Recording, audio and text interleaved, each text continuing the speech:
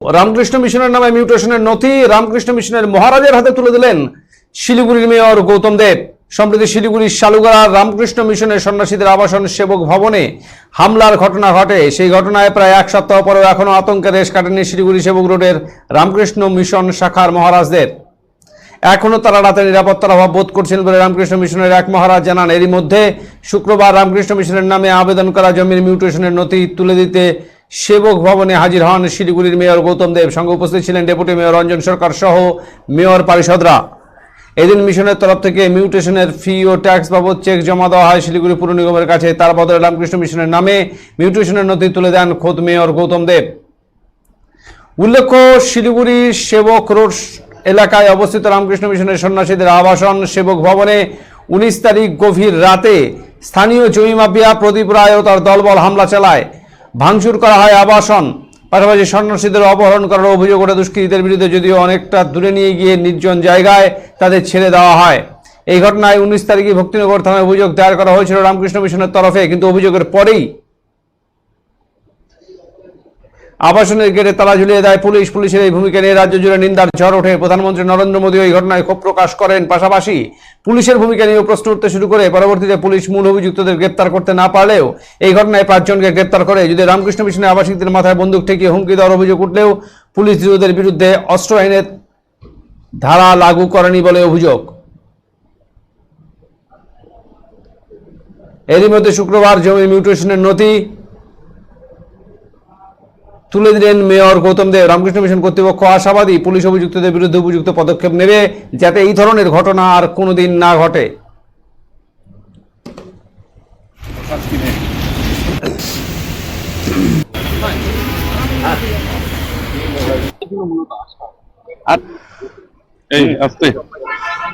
আমরা এলাম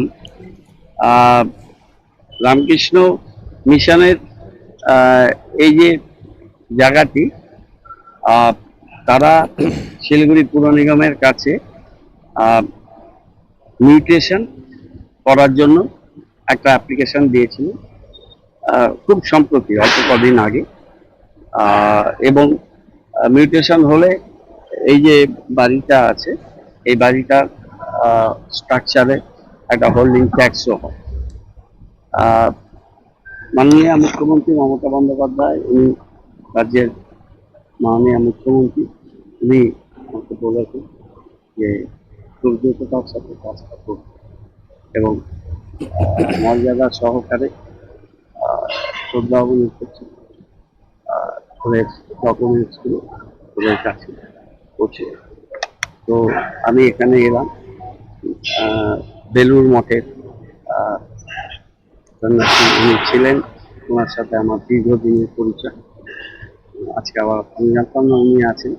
উনি গল্পটায় আমাকে ঘুরিয়েছিলেন। আমাদের তখন প্রজেক্ট হচ্ছিল, দিদি প্রজেক্টগুলো নিয়েছিলেন, যেটি তৈরি হচ্ছিল, ওখানে আরো অনেক ইনফ্রাস্ট্রাকচার তৈরি হচ্ছিল। কাজটা আমি দেখছিলাম, ছিলাম, তিনি ছিলেন। এবং এখানকার এই মিশনের যিনি সেক্রেটারি মহারাজ, ওনার সাথে আমার বারে বারেই কথা হয়েছে, অনেকবার কথা হয়েছে, আলোচনা হয়েছে এবং সমস্ত বিষয় ঘটনা মাননীয় মুখ্যমন্ত্রী তিনি রামকৃষ্ণ মিশন বরাবরই আর্থিকভাবে যুক্ত এবং সারা বাংলায় তিনজনকে দিয়ে, উত্তরবঙ্গের উন্নয়নকে দিয়ে প্রচুর কাজ ওনার নির্দেশনা করেছি। সিস্টার মারা গেল, দিদি এসেছিলেন, ওই গাড়িটা নিয়ে দেওয়া হলো।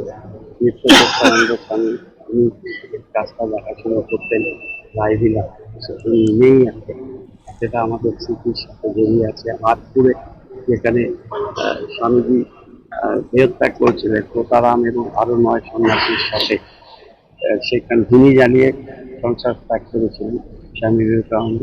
সেইখানে তীর্থযাত্রীদের থাকার জন্য একটা হোস্টেল, সেটা আমরা পুরসভা থেকে করেছিলাম। এবং দিদির নির্দেশে আমরা সাগরে তীর্থযাত্রীদের থাকার জন্য জায়গা করে দেয় এবং দক্ষিণেশ্বরে অনেকগুলো ইনফ্রাস্ট্রাকচার ডেভেলপমেন্ট হয়েছিল। নিরাপত্তার বিষয়টি নিয়ে কোনো কিছু আলাদা করে চিন্তা ভাবনা করছেন এই মুহূর্তে? हमारा जो घटना का হয়েছে আমরা এখনো কিন্তু নর্মাল নেই, এত বড় ঘটনা হয়েছে, এক্সপেক্টই করিনি আমরা। হয়তো রামকৃষ্ণ মঠ মিশনের ইতিহাসে কিন্তু সব থেকে বড় ঘটনা এটা। 35 লোক আসছে উইথ আর্মস, বন্দুক আছে, কাটারি আছে, রড আছে, তো এসে মুখ মানে ওদেরকে হাত বেঁধে মোবাইলটা কেড়ে নিয়ে এন্টায়ার যে গ্রুপ আছে 7 লোককে এখান থেকে ওরা কিডন্যাপ করে নিয়ে যাচ্ছে। আমরা যখন শুনেছি যারা ওখানে ছিল, যাদেরকে নিয়ে গেছে, ওরা কত ভয় পেয়েছে জানি না, কিন্তু আমার বেশি ভয় পেয়েছি আমাদের জন্য নেই, যাদের জন্য মানে যাদেরকে নিয়েছে ওদের ওদের জন্য আমরা বেশি ভয় পেয়েছি। তো আমরা আলটিমেটলি যাই হোক ওদেরকে ফেরত পেয়েছি, ওরা সেফ জায়গা ওদের বাড়িতে চলে গেছে। তো আমরা ভবিষ্যতে আশা করব এখানে যে পুলিশ স্টেশন আছে, অ্যাডমিনিস্ট্রেশন আছে, ডেফিনেটলি আমাদেরকে সিকিউরিটি প্রোভাইড করবে, আর ওরা আমাদেরকে সেফ রাখবে। এত বড় অর্গানাইজেশন রামকৃষ্ণ মিশন একটা বেঙ্গলের অর্গানাইজেশন নেই, ইন্ডিয়ার অর্গানাইজেশন নেই, গ্লোবাল অর্গানাইজেশন।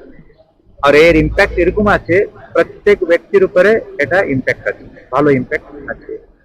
তো ডেফিনেটলি ওরা এটা মেন একটা জিনিস হচ্ছে আমাদের কাজ আমরা করেছি, এটা আমাদের হাতে নেই, আইনের মতন আইন কাজ করবে। ডেফিনেটলি আমরা ওয়েট করবো, আমরা আশা রাখবো ডেফিনেটলি ওরা অ্যাকশন নেবে প্রপার টাইমে, আমরা এটাই আশা করবো। দেখুন এটা ঘটনা তো এখন হলো, জাস্ট আজকেই আমরা এই পেপারগুলি আমরা পেলাম। আমরা যে কোনো কাজ করবো, আমাদের হেডকোয়ার্টার আছে বেলুরমঠ, বেলুরমঠ যেরকম আমাদেরকে গাইড করে আমরা এরকমই কাজ করে। আমরা যেভাবে ঘটনা হয়েছে আপনি 10 জন সিকিউরিটি রাখলেও কিন্তু এটা সাফিসিয়েন্ট নেই, এটা আমরা বলতে চাই অ্যাডমিনিস্ট্রেশনকে প্লাস পুলিশকে, ওরা এটা খেয়াল রাখা দরকার আছে কিভাবে করলে এটা এরকম ঘটনা কখনো পুনরাবৃত্তি না হয়। রামকৃষ্ণ মিশনের সঙ্গে এরকম হয়েছে, অনেক ঘটনাও হতে পারে। এত একটা সাইলেন্টলি কাজ করা একটা অর্গানাইজেশন, গ্লোবাল অর্গানাইজেশন, এত রেপুটেড অর্গানাইজেশন, এটা অর্গানাইজেশন কোনো পলিটিক্যাল অর্গানাইজেশন নেই, এটা স্পিরিচুয়াল অর্গানাইজেশন।